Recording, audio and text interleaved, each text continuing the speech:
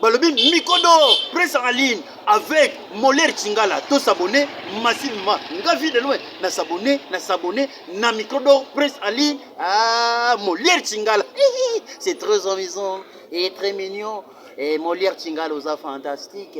Siècle, c'est pas appareil. C'est qu'on s'en moto monte maelinga. Nazana ba vouloir mais nazana pouvoir akozwa motango motemelinga.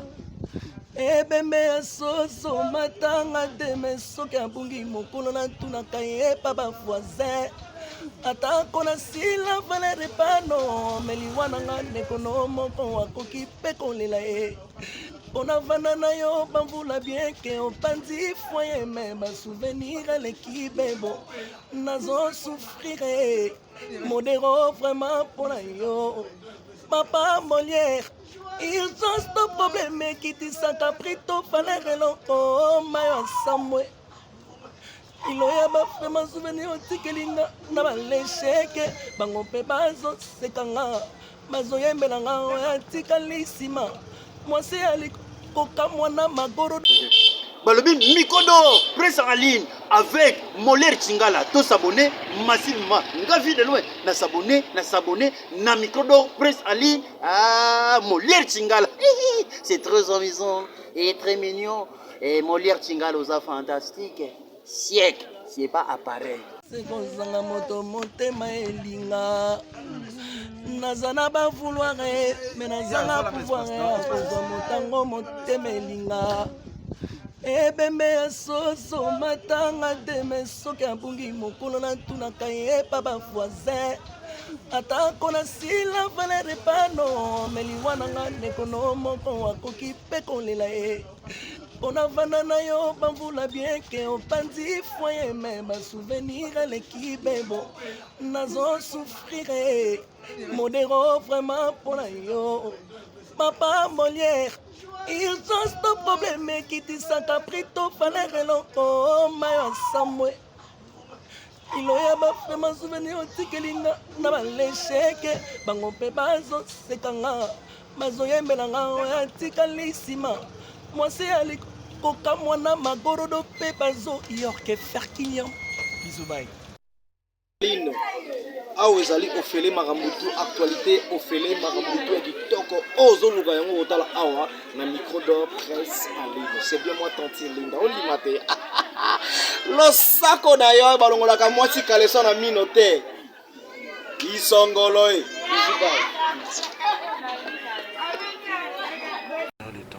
voilà. Shalom papa. Shalom. Molière Télévision sur Canal+. Nous sommes venus vous voir. Okay. Est-ce que vous pouvez se présenter devant notre caméra et ceux qui ne vous connaissent pas?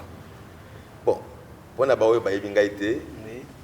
Nazali frère Kalumbu qui sait Kola, Nazali pasteur dans l'église des élus à Kinshasa. L'église des élus est allée à Lemba, sur le bypass numéro 1. Ça fait combien de temps vous êtes pasteur ici? Oh, ça fait 5 ans, un peu plus de 5 ans, 5 ans et demi maintenant. Est-ce qu'on peut connaître votre parcours avant d'être ici pendant au moins 1 minute, s'il vous plaît? Pendant 1 minute, mon parcours avant d'être ici, mais na outi musika. Voilà. En résumé seulement, au résumé les bisous. Voilà. Na outi musika et pour na kolubete, ce qui na komi awa, ezali pour na message du temps de la fin. Amen. Et message du temps de la fin na yambaki yango depuis 1974. Na Lemba, c'est quand Zalaki, et puis après, Tokendaki na Rigini, et c'est quand Zalaki pe tout sali umsalakuna pendant plus de 20 ans. Et après Rigini, de naye awa poete na continuer musala. On a tout ça qui n'a pas passé le mususu. Voilà. Awa na zalinga imoko. Merci beaucoup papa pour ça la présentation et puis parcours nous pour ça le résumé. Merci et c'est mon makasi. Avant tout solo la boye, tout solo là qui les communautés colloquées là oyebiango. Merci beaucoup vraiment Europe c'est une opportunité. Pourquoi nous vous avons cherché? Parce que tout le monde a copié la chaîne mususu et reprêche chaque évangile du temps de la fin. Dans le lengo prêchaka, yango to bito ko ko qui sa période de boyete. To ya liboso na yo, ko solo la na yo, ko tout na pe mituna. Et son peuple congolais face aux chrétiens. coronavirus. Nous avons fait des recherches. Frère Branham, il avait parlé sur ça. Vous prêchez les messages du temps de la fin, prêché par Frère Branham. Il nous a prêché sur ça. Il a parlé quelque part, bon, tout autant la maîtrise d'un côté, qu'il y aura un temps, la cache-nez et la pandémie, monde mobile.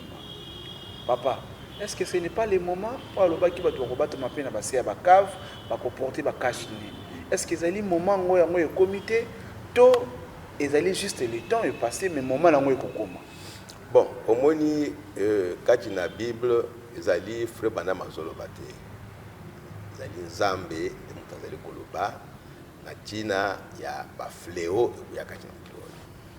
Et il y a un fléau, il y a un bité, il y a un boye, tiki. Mais Zamba lobi na China, il y a un oyo, bazali koboya lubanaye. Et surtout, na tango na suka, Zamba ye pour visiter Bisso. Na mukili oyo na message pour vous kubenga message du temps de la fin. Tant que le prophète a dit message oyo batu ba boy, bandi ko repousser message oyo nde Nzambe azali kuluba. Kati na zele ya prophète voilà. Kuluba était tango makashi ekuya na mukili oyo. C'est-à-dire que kanda na Nzambe vous allez déverser kati na mukili oyo. La tinete batu ba boy oyo Nzambe alobi na tango oyo. Donc ba fléau oyo ezalité Nzambe a déterminé ekuya tel jour ekuya tel mois telle période non Nzambe alobi kaka ekuya kanda na ye ekuya vous a déversé kati na mokili oyo. Donc oyo nyonso komona oyo lokula musakoli alobi yango ye après c'est que ezali kati na ba fléau oyo nyonso musakoli alobaki to Nzambe alobaki te ekuya. Pourquoi sur une écriture? Bon, écriture à liboso et toyebi ya makasi ezali na Apocalypse chapitre 22.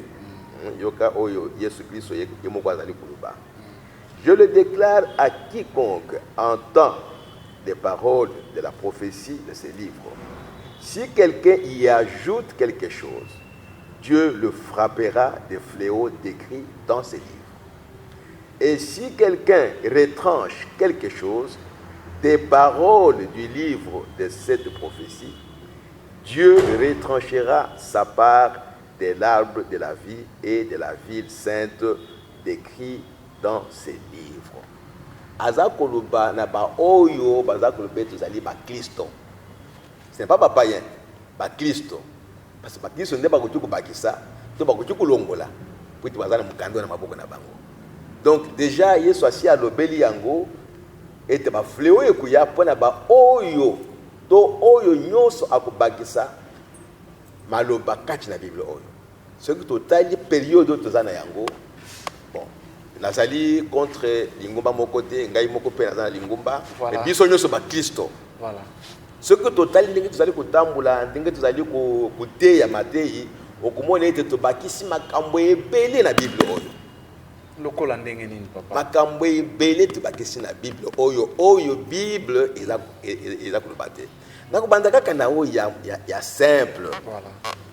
Oteyi moto abongoli motema memi ye na Kristo. Amen. OK? Na ibandeli to ya message avant to ya message oyo tozalaki ba catholique, tozalaki ba protestant. La missionnaire ainsi de suite. Ngai nazalaki protestant. Voilà. N'est-ce pas? Nazwi libati sina kombo ya tata ya mwana ya mulimo mosanta. Amen. Ozomona. Pourquoi? Parce que balakisi ngai ke il y a trois dieux. Banzambi misatu wana bakukani. Ozomona. Mais tango oyo musakoli aye alakisi biso ke banzambi misatu bazalité. Il n'y a qu'un seul Dieu qui a créé les cieux et la terre. Depuis toujours, depuis Adam et Ève. Nzambe wana za kuluba nazali ngai moko sami balete. Surtout tangi ba écriture nyonso. Même oyo Esaïe alobaki te une vierge concevra. Ozomona akobota mwana okopesa ye kombo Emmanuel. Emmanuel signifie Dieu avec nous. Un seul Dieu. Donc, il n'y a pas trois dieux. Il y a un seul Dieu. Alors, batsuko babongoli makambo wana lukula Yesu alobaki ke baptisez-les au nom du Père, du Fils et du Saint-Esprit. Ozomona bakanyisi il y a trois dieux. Mais il y a un seul. Il y a un seul. Voilà. Pour être temps sikoyo mukolo ya Pentecôte Pierre akamati maloba na ye po ete lundi sabato bayaki mokolo ya Pentecôte parce que Saint-Esprit akitaki alobi na bango repentez-vous que chacun de vous soit baptisé au nom du Seigneur Jésus-Christ. Quel meilleur éclaircissement. Au nom du Seigneur Jésus-Christ. Parce que Yesu alobaki baptisez-les au nom au singulier du Fils et du Père, du Fils et du Saint-Esprit. Maintenant, kombo wana sikoyo mokolo ya Pentecôte, Nzambe aye ko révéler yango kombo wana le nom du Père, du Fils et du Saint-Esprit, c'est le Seigneur Jésus-Christ. Donc bato babakisi na mayele na bango baptême au nom du Père, du Fils et du Saint-Esprit. Alors que ce qu'on tali kati na Bible na tango ya batoma mutu moko te azwaki le baptême na kombo ya tata ya mwana pe ya molimo mosantu. Ba o nyonso bazwaki le baptême pa ya batoma bazwaki le baptême na kombo na kolo Yesu Christ. Voilà ne fils que ça au début. Ya mibale Yesu apesi bango ndimbola ya disons exemple ya Sainte Seine. Il faut bomela vigno la Sainte Seine, il faut bomelia lipa et zanga fulu. OK? Mais qu'est-ce qu'on a trouvé à ce monde ici? On prend n'importe quel pain. On ne prend même pas le vin alcoolique. Donc ils allaient na place senge yango ndemela. Yango ezomela maté. Ité bazomela limonade donc babakisi na Bible. Donc makambo ezali belé surtout vendre tout le bayango mais tukuma na lobi na tongo. Merci beaucoup les révérends. Voilà pour question si vous citez pour toute la dernière question oui. Parce que nous avons déjà débordé le temps. Hein. Ah OK. Oui, voilà. Allez, dernière question, vous avez fini? Oui, mais pour le bayon sauté. Voilà. Baptême c'est par immersion mais on nous a appris que le baptême on peut te mettre même de l'eau ici. Ça le baptême. Oh, le baptême c'est par immersion. Dans ce bagage makambo ya mike ya simple. Oui, prochainement on va approfondir vu les temps. C'est pour approfondir pour le message okoya. Tu connais ça maintenant numéro 1, numéro 2, numéro 3. Voilà. Molière Télévision vous soutient. Allez-y. Merci beaucoup. Alors papa, pendant ce confinement ici, au tali caméra na biso, ba chrétien baza kolanda biso sikasikoyo. OK. Baza causer la message ya paix, ya fortification, ya conscientisation. Et puis na ba famille ainsi de suite, tu vas presque 3 mois déjà na bandako. Mais ça c'est une kopesa bana nzambe bakolando sikasiko na moment ya confinement o moto moko bunga kinzela. Mais azolando sikasiko. Alinga yo ka message moko venant de vous à travers notre Dieu que nous prions ensemble. Message oyo na kuti koloba ezali te mutu nyonso esika ye azali. Peu importe groupe na yo nazali kuna te. Ou religion en fait. Zongela liluba na nzambe. Salela liluba na nzambe ndenge nzambe alobi yango kati na Bible. Pe na tango tokumi toza kobenga tangu na poko tangu na suka nzambe alobi ndeko tozali kobenga message du temps de la fin. Message du temps de la fin eza koloba te toya na lingumba na ngai to uya quelque part non. Esika yo ozali zwa Bible. Tanga Bible tala makambo oyo bozali kosala na esika oyo ozali soki ezali na Bible te bwaka yango. Amen. Soki oyo ezali na Bible bosalaka yango te salela yango. Nde oyo message na kuti koloba na tango oyo ete mutu nyonso azongela Bible.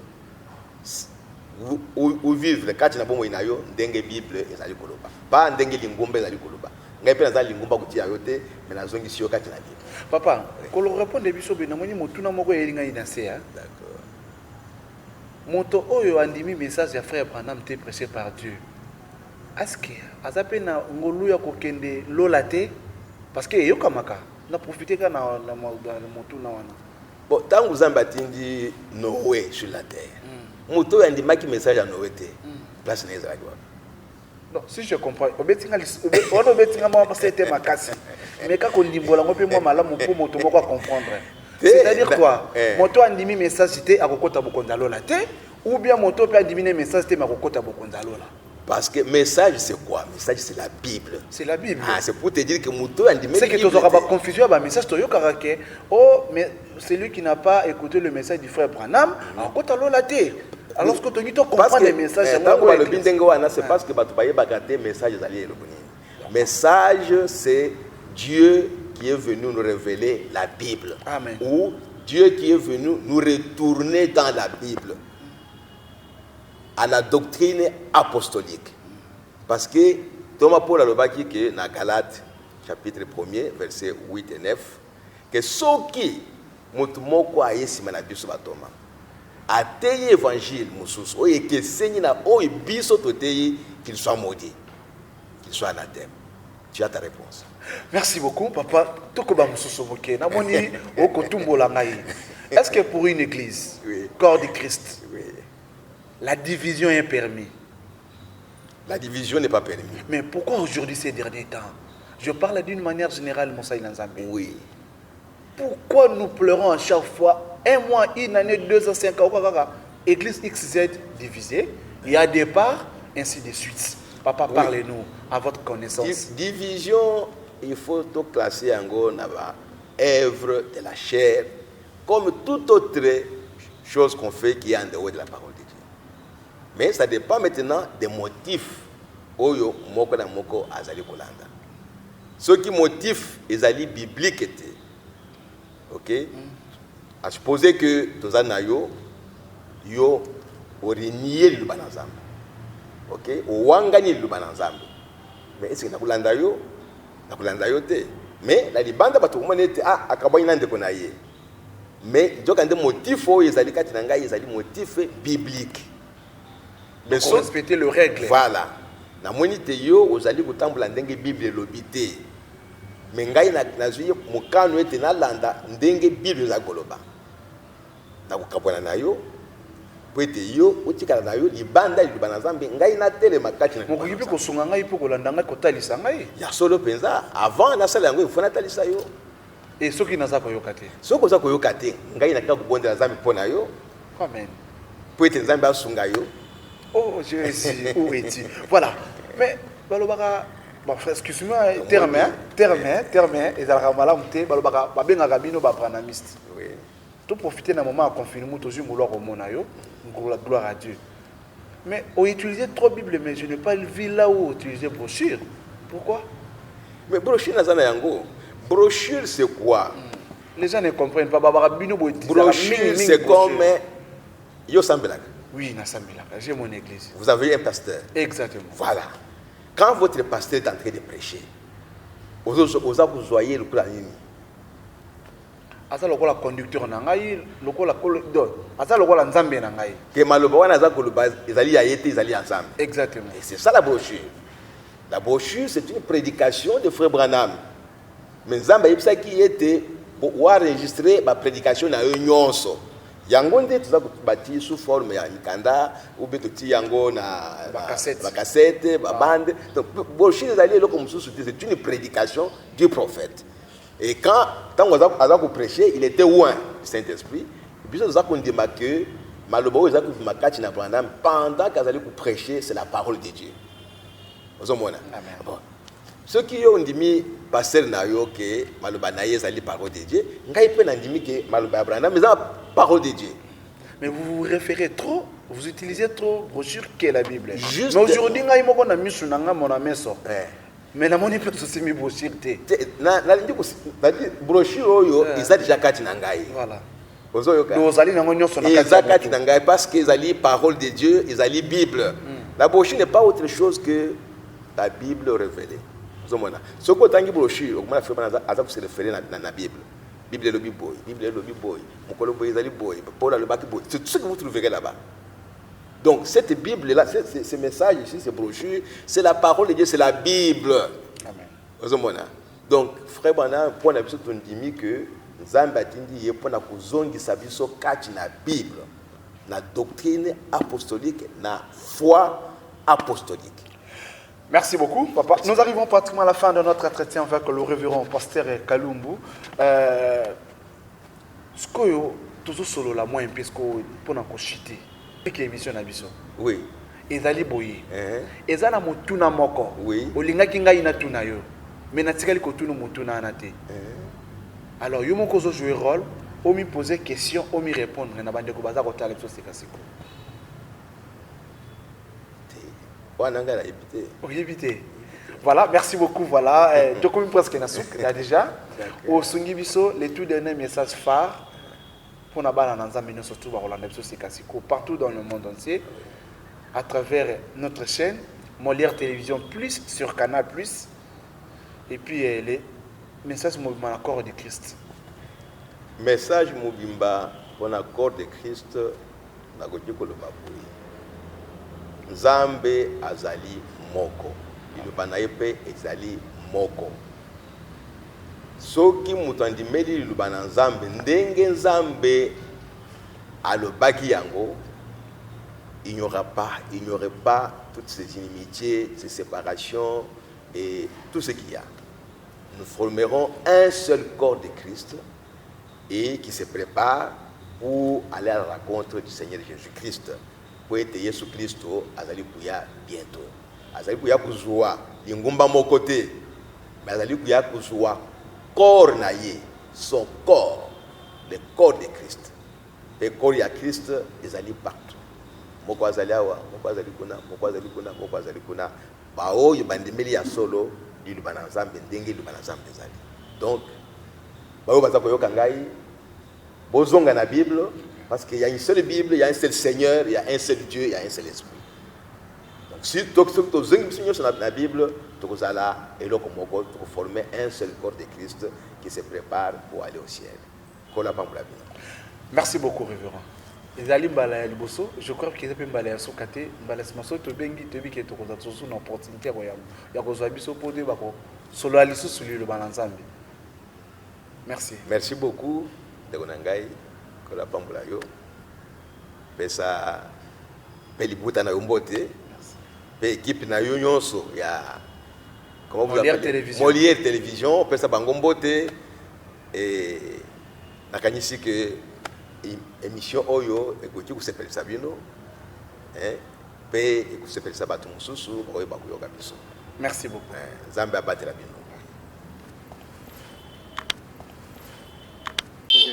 Balobi Mikodo, presse en ligne avec Molière Chingala. Tous s'abonner massivement. Ngavi de loin. Na s'abonner, na Mikodo, presse en ligne. Ah, Molière Chingala. C'est très amusant et très mignon. Et Molière Chingala aux fantastique. Siècle, c'est pas appareil. C'est kozanga moto motema elinga nazana ba vouloir mais nazanga pouvoir kozwa motango motema elinga ebembe ya soso matanga teme soki abungi mokolo na tunaka ye pa ba voisin atako na sila valere pano meliwana nga nekono moko akoki pe kolela ye mpona vanda na yo bamvula bien ke opanzi fwa